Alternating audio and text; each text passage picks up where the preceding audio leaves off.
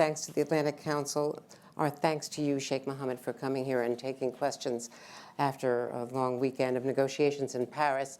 We know that you were in Paris with the representatives from the United States, Egypt, and Israel, all focusing on the release of the hostages, that there's a plan, a framework, that you all agreed to this weekend to release the hostages in agreement with a phased pause in the fighting, women and children first, and to continue this in phases as you proceed, with aid going in as well. This is being presented, as we understand it now, to Hamas. In the past, they have insisted on an immediate permanent ceasefire before any hostages can be released. Do you think there's a chance that they might agree to this, or would their veto be a deal breaker? Well, first of all, I would like to thank you for giving me this opportunity to speak here today at the Atlantic Council, and I'm honored to be with both of you, Andrea and David. Well, actually, I think that right now, if I will describe it, the progress that we are making in the last couple of weeks is we are in a much better place than where we were a few weeks ago. We have seen that the whole process was working in November, that resulted in the release of 109 hostages, and unfortunately, this process fallen apart at that time. And the intensity of the war actually increased. That made the situation more complex. As you have highlighted, that there was a clear demand of the permanent ceasefire ahead of the negotiations, which I believe that we moved from that place to a place where it has potentially might lead to a ceasefire permanently in the future. And this is what we are all aiming for, because we've seen also the suffering of the people in Gaza, and we've seen the amount of destruction over there. Now, our main role as a mediator is trying our best to get a negotiated solution where it can bring the hostages safely back to their homes, yet also stopping the bombing in Gaza and the continuation of the killing of the civilians. We've seen the numbers are increasing dramatically, and what I think that we are seeing in Gaza is not resulting is not getting any result to get the hostages back, but the process is the one which is getting them back. Now, on what you have laid, Andrea, I don't know where did you get all these details on the proposals and the framework, but I can say you are well informed.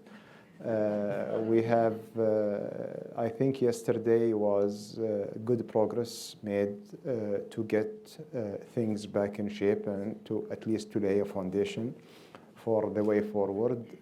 We cannot say that this will make us, in better shape very soon. But we are hoping actually to relay this proposal to Hamas and to get them to a place where they engage positively and constructively in the process, because we think that in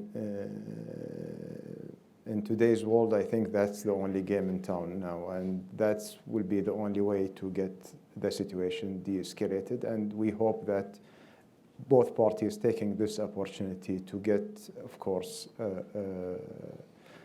to make the war stop, but also to get the hostages back to them. Let me ask you as a follow-up whether if the United States retaliates against Iran for the attack in Jordan that killed at least 3 American soldiers and dozens more are injured, if that were to happen, do you think that that would scuttle the deal?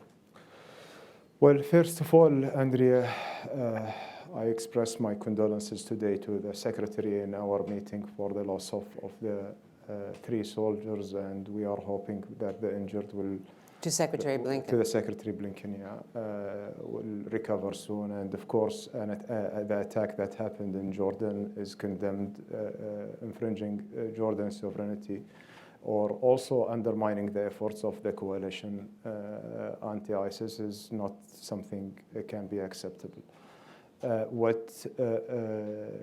Actually what we've been warning from is the bigger picture in the region, and we've been warning from day one that this war has a potential of expanding and spill over in the region, and we are seeing this building up, unfortunately, in the last 3 months and a half. I hope that nothing would undermine the efforts that we are doing or jeopardize the process, yet it will definitely have an impact on it, and will one way or another, it will have an impact on the regional security, and we hope that things get contained and not to get escalated beyond control. Sheikh Mohammed, you said earlier in answer to Andrea's question that you're waiting for an answer from Hamas to this question of whether they're willing to accept a prolonged pause in fighting, but not a permanent end of the war, which Israel, as I understand it, is not ready to offer. What if Hamas says no? What's plan B here? Because the situation, as you know better than anyone, on the ground in Gaza is horrific. Well, I think that, look, David, first of all, putting an end for this war now, it's becoming not only a demand of the people in Gaza, it's a regional demand, and it's getting beyond this. We have seen the amount of destruction that happened. We have seen the number of victims. We cannot punish an entire population for an act of small group. Now, what would be the plan as an alternative for this deal? We have to seek for another way, for another mean to get to a breakthrough where we can get a deal together. We cannot. We are an intermediary party here. We are not party of this conflict, and we are trying our best to bridge the gap as the framework that yesterday been agreed upon with all the parties was a framework based on what's been proposed by the Israelis and what's been a counter proposal from Hamas, and we tried to blend things together to come up with some sort of a reasonable ground that brings everybody together. Now, we don't know and we cannot predict what Hamas' response will be, and we are sure that we will be faced with some challenges and obstacles, but and it's not an easy process since we embarked it from day one in the war, but we are committed to continue to carry forward and to come up with some solutions that provide the ground for everyone to move forward. If they say no, are you prepared to pressure them? You have a lot of leverage on Hamas. Well, David, this is actually this point that you have raised. I've been hearing this a lot about the leverage and the pressure. The Qatar role needs to be understood clearly in this context. Our role is a mediator. We try to bring the parties to bridge the gaps between them, pressuring both of them by words, by meetings, by commitment, by addressing the issues with some solutions. That's the pressure and the leverage. Beyond this leverage, we don't see that Qatar is a superpower that can impose something on this party or the other party to bring them to that place. Basically, we are using our good offices to connect, to bridge gaps, to put solutions, to come up with some alternatives. That's what Qatar has as an ability, and this way has worked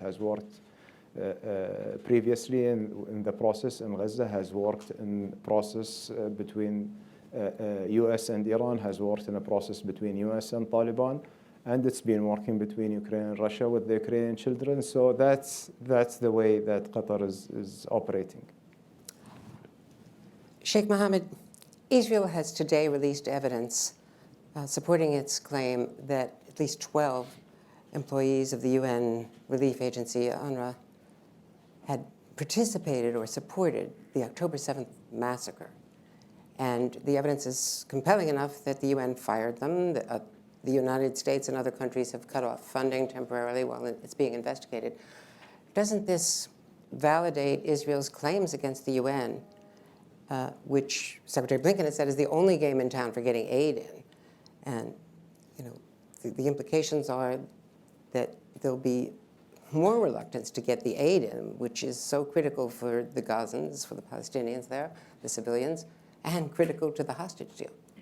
Well, actually, the role of the UN is very important in that front, the role of UNRWA itself. And we've been seeing the suffering that they've been facing with the cut of funding that's happened to them, not now only, but even the shortage in funding that happened to them in the last few years. It's the only agency that can provide help and aid for the Palestinians in Gaza and the West Bank. Now, if there are claims against some of the staff, there are, as I recall, around 12 staff who've been involved in this. These claims need to be investigated. UNRWA needs to take their measures according to their charter, but it cannot be punished because of the act of some employees as long as they are complying with their including their kidnapping a woman, according to the allegation? Well, no, actually, none of the, first of all, we don't know about the allegation yet until the investigation come out yet. It's a behavior of an individual or a group, smaller group of people among tens of thousands who are working in UNRWA. It cannot be like a way to label the entire agency as violating or adopting such act. We believe in the importance of the UN. We believe in the importance of UNRWA as an agency, and we believe also we have a confidence that they will follow what's their rules are having them to follow. I mean, it's as they mentioned, they are taking all the measures. They are investigating, and they fired them this morning. So this is at least, you know, they are doing their part as an agency, but it cannot be a labeling for the entire agency. And finally, did Israel agree, as part of the agreement this weekend in Paris, did Israel agree to accelerate the aid deliveries, which would be through the UN? Well, actually, look, unfortunately, and this is something that we've been repeatedly saying, that's, you know, it's not a way to use the humanitarian aid as a leverage or as a pressure on the people. People in Gaza are dying from starvation. We have seen the suffering that they are going through is something unprecedented. We never seen before in any conflicts. And just let us, you know, picture this. Gaza is the only conflict zone where the people have nowhere to go to, have no shelters. And even with the safe zones that they've been allocating and dedicating for them since the start of the conflict, they've been bombed in those safe corridors, in those safe zones, and there are no place safe for them over there. So this shouldn't be part of any deal yet. Unfortunately, it's being used as a bargaining chip all the time. Sheikh Mohammed, as you said at the outset, we're on the edge of a much wider war that could involve the United States, Iran proxies, maybe even Iran. So I want to ask you two questions. First, after this attack that killed the 3 Americans in northern Jordan, is Qatar prepared to condemn that attack as something that is wrong? Well, actually, I just mentioned that very clearly. We condemn any act that try to, first of all, to undermine the security and the stability of the region, infringing the security of a country like Jordan, or even killing soldiers who are part of a coalition that we are a member in.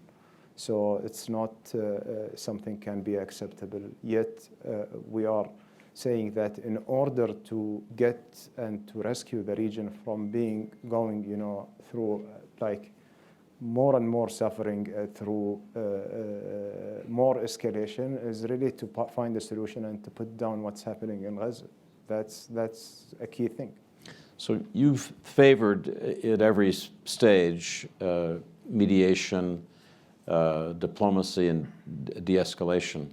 I want to ask you if you are playing any mediating role now with the Houthis, and what messages your government is sending to Iran, with which you have good relations? Well, actually, there is no any mediation role that we are playing with the Houthis right now, but we are in continuous conversation with Iran about the regional situation and the regional escalation. We are in continuous conversation with other what do you say to Iran from the region, that we would like them to use their links and their relation with everyone, with all the forces, to de-escalate and not to get the situation out of control. As you just mentioned about the Houthis, what's happening, disrupting the trade, the international trade in the Red Sea, is something affecting all of us. Freedom of navigation is something very important for my country, for the entire region, for the world, and something unacceptable to be messed up with.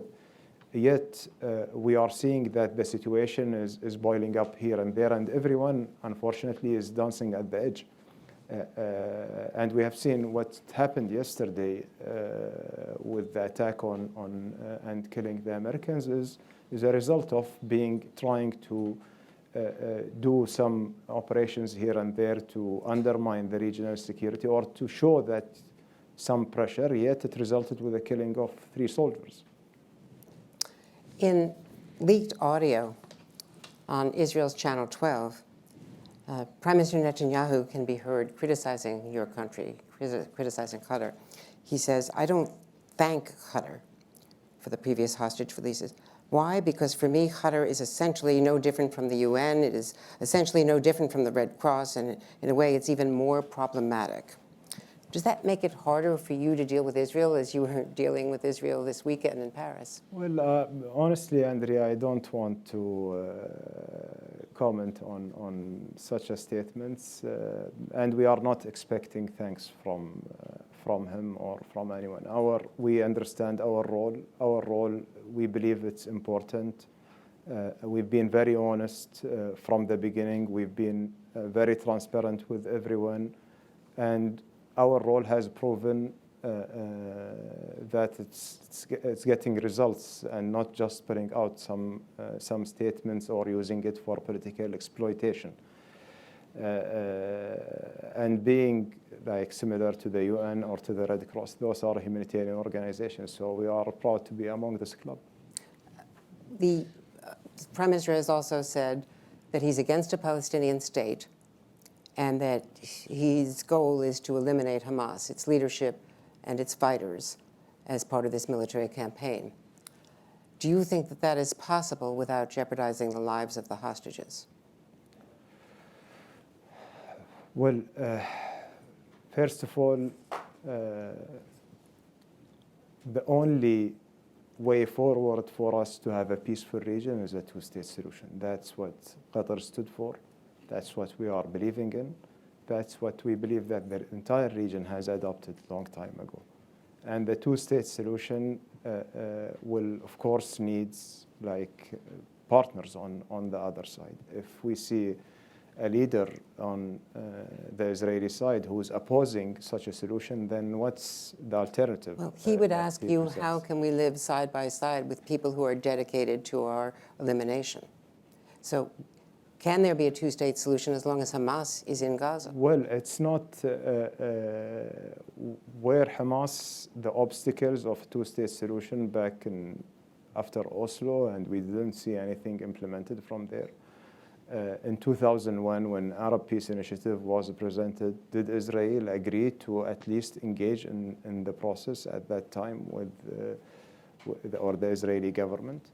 I think that it's not opposing the 2-state solution, and just it's not something new that happened post of 7th of October. It happened it was happening before that for decades. So for us as Arab countries, as my country, we are a country which believes in peace. We support the Palestinian cause.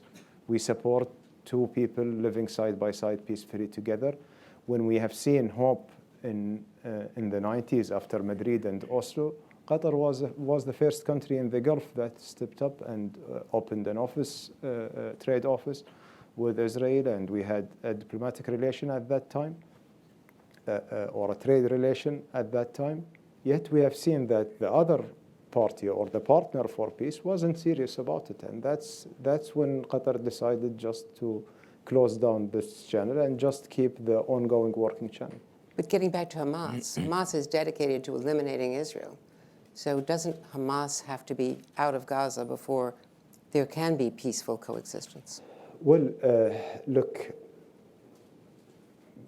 I want,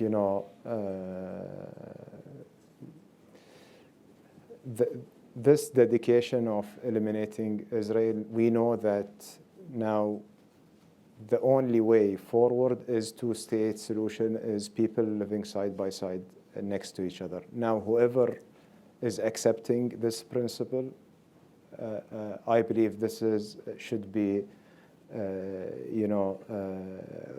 we should deal with them in a very positive manner.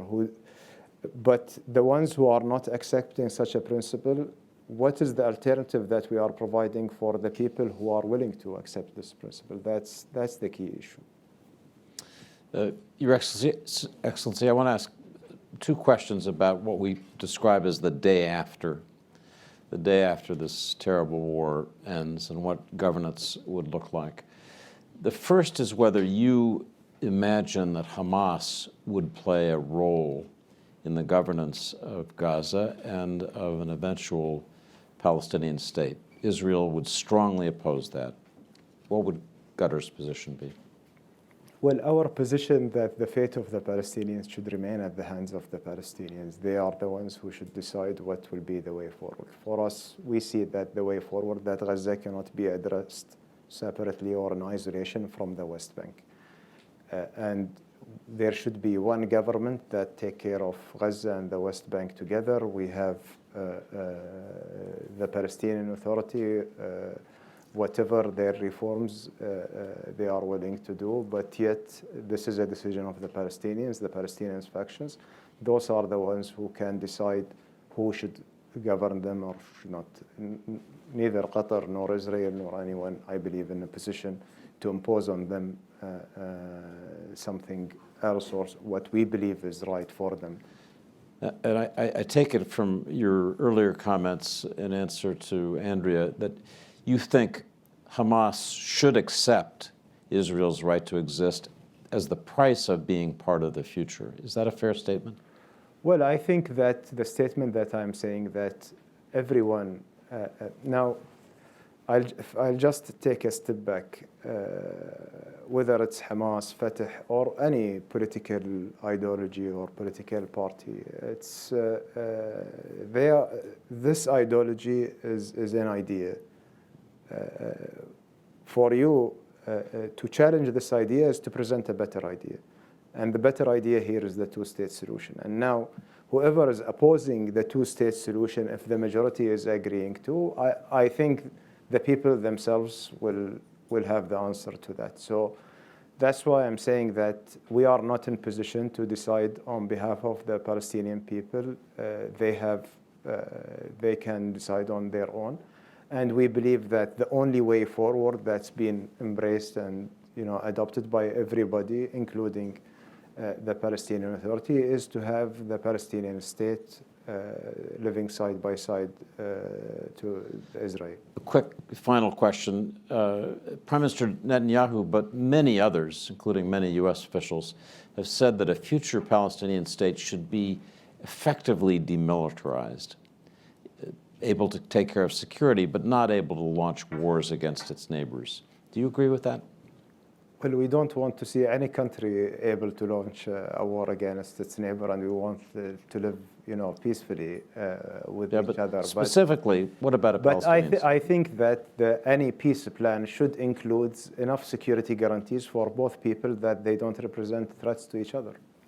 We've been told credibly that, there's documentary evidence of the way the women were treated, women who were dead, who were killed on October 7th, women hostages as well, the rape, the sex is being used as a weapon of war, and that there have been abuses continuing in their captivity.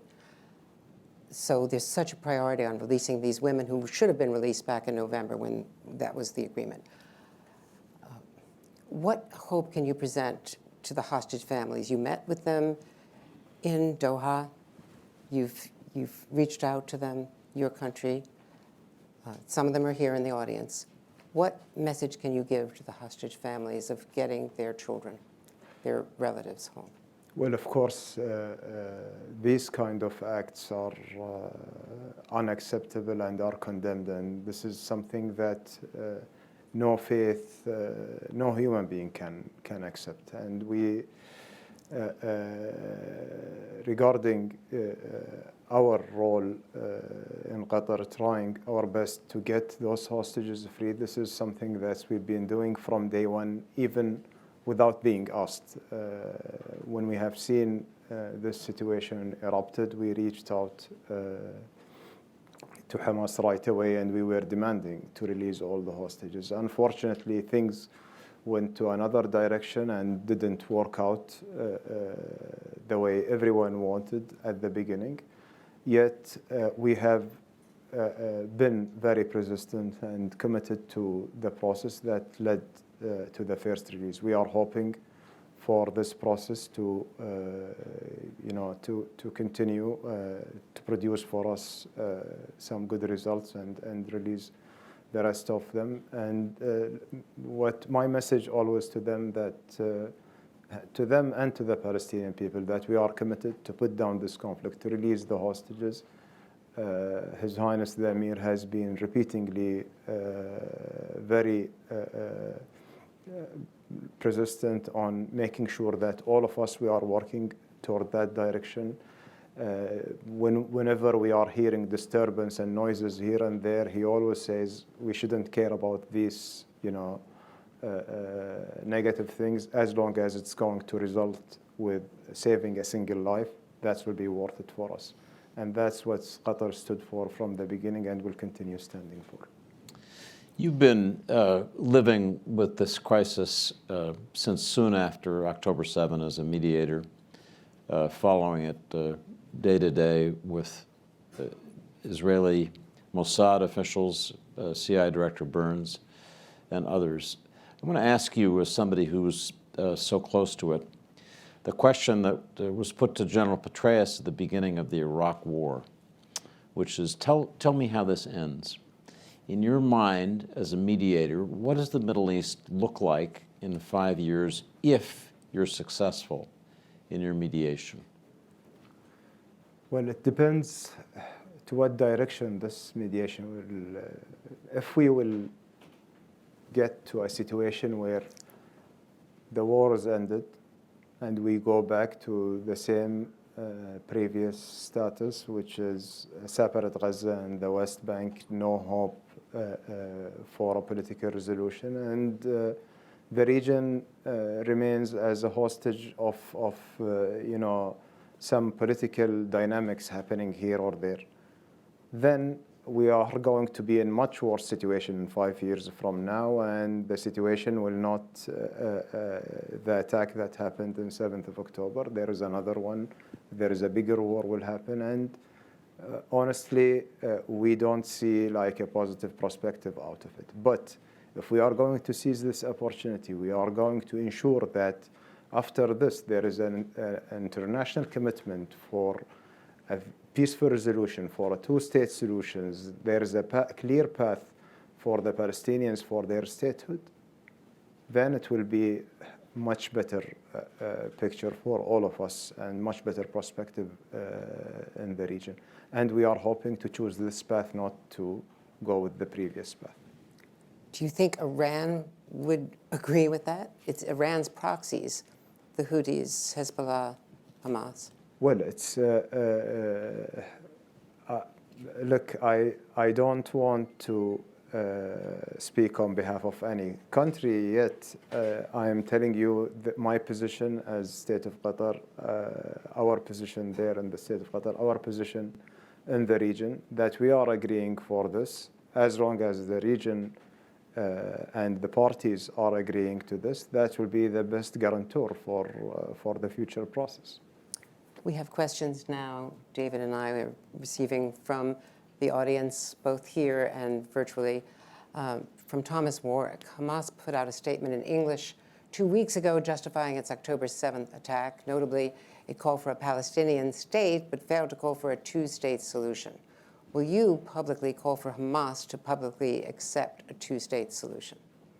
Well, actually, our call for the entire Palestinian people is to accept a two-state solution. That's our position, and that's what we see the only way forward for us.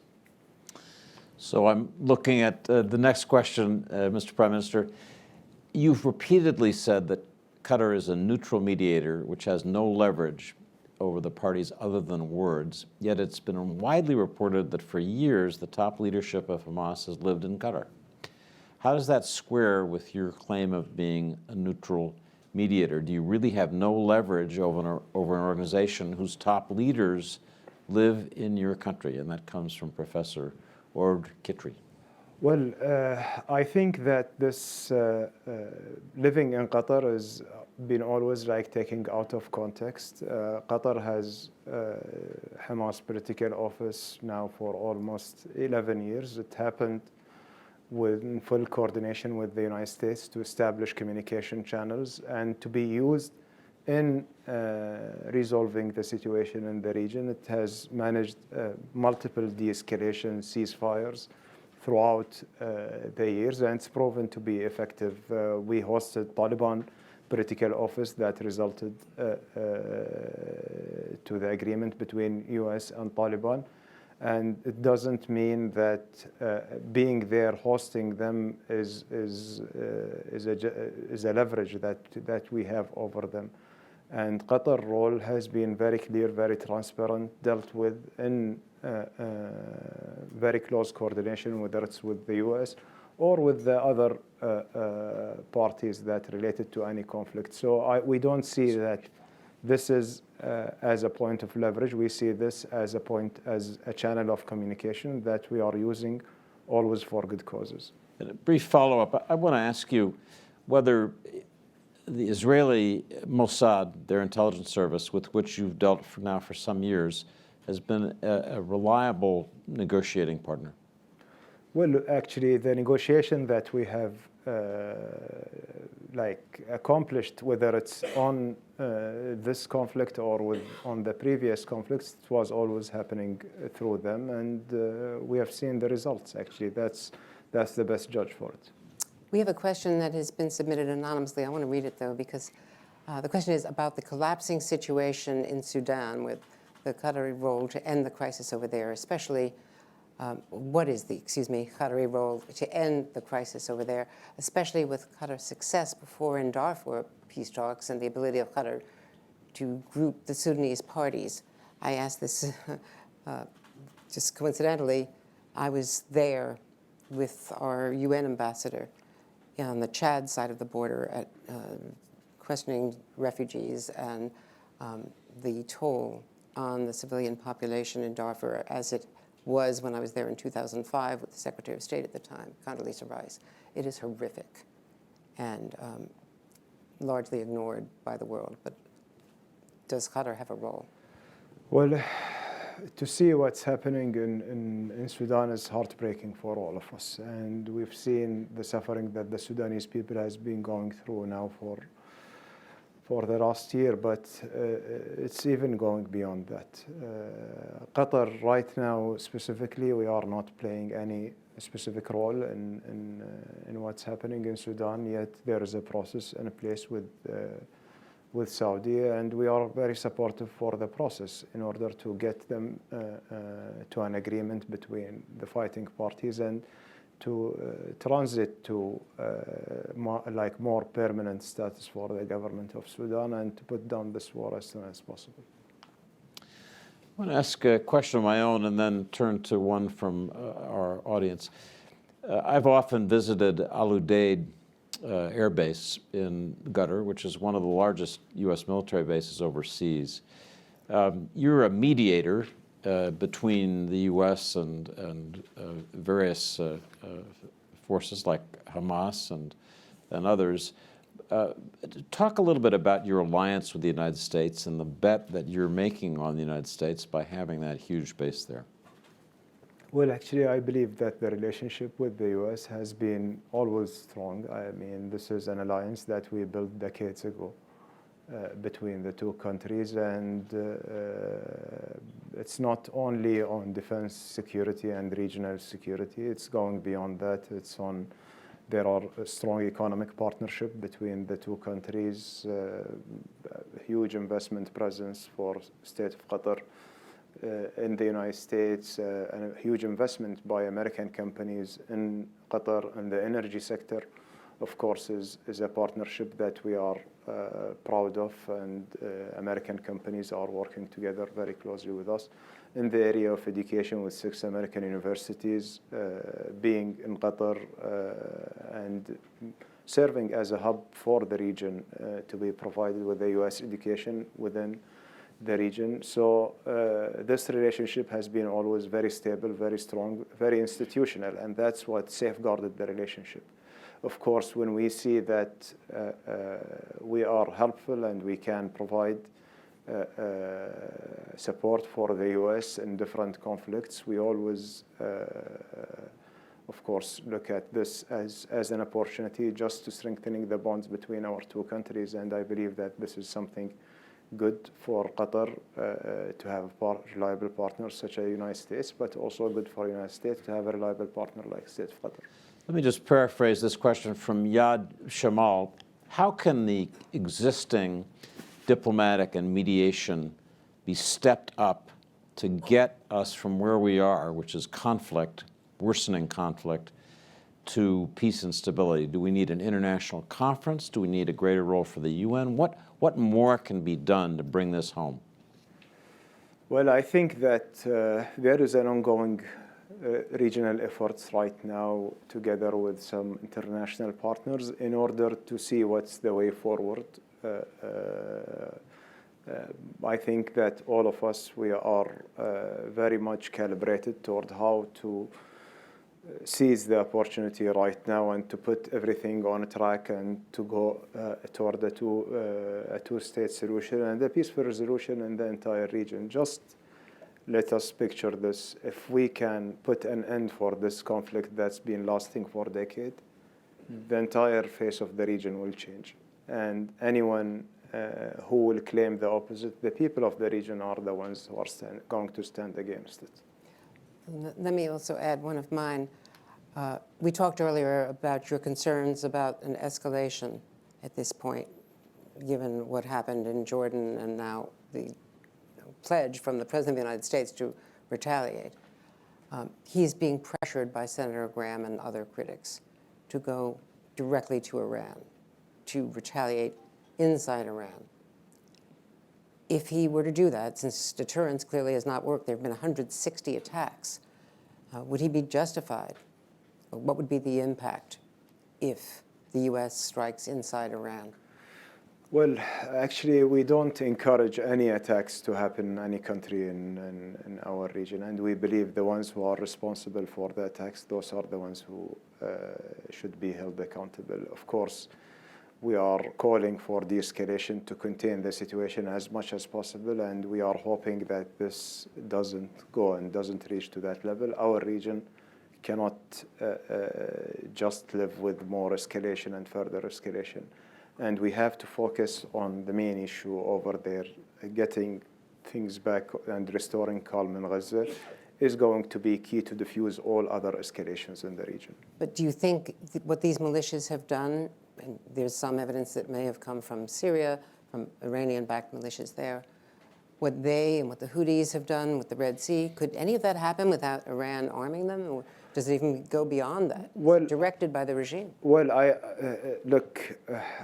will go back to the parties who are carrying on these conducts. Those are the ones who need to be held accountable for any misconduct or any attempt to undermine the peace and security in the region. We are not in position to point fingers on this or that right now, and I believe that for us, the key focus should be how we contain the situation, how we de-escalate it, how to address the real issue and not just to treat the symptoms.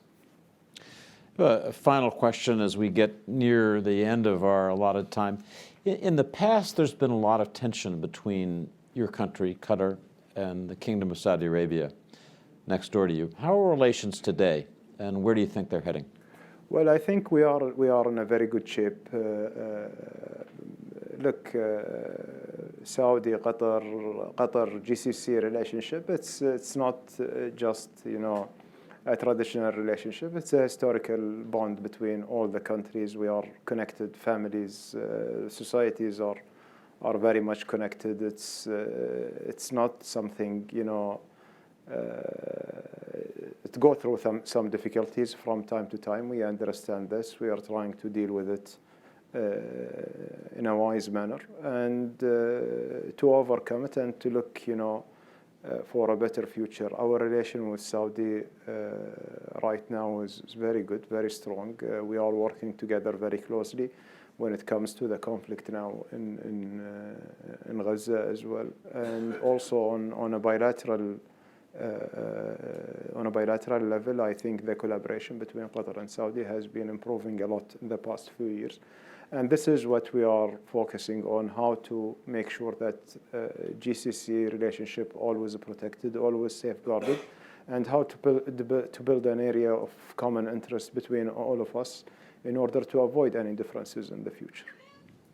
Well, thank you so much on behalf of myself, NBC News, and of course the Atlantic Council here welcoming us. David. So, Sheikh Mohammed, I last talked with you at Doha.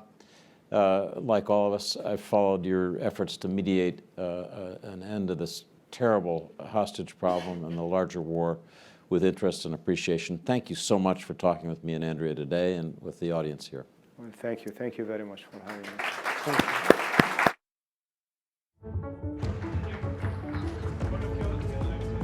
you. Ladies and gentlemen, please stay seated as the Prime Minister...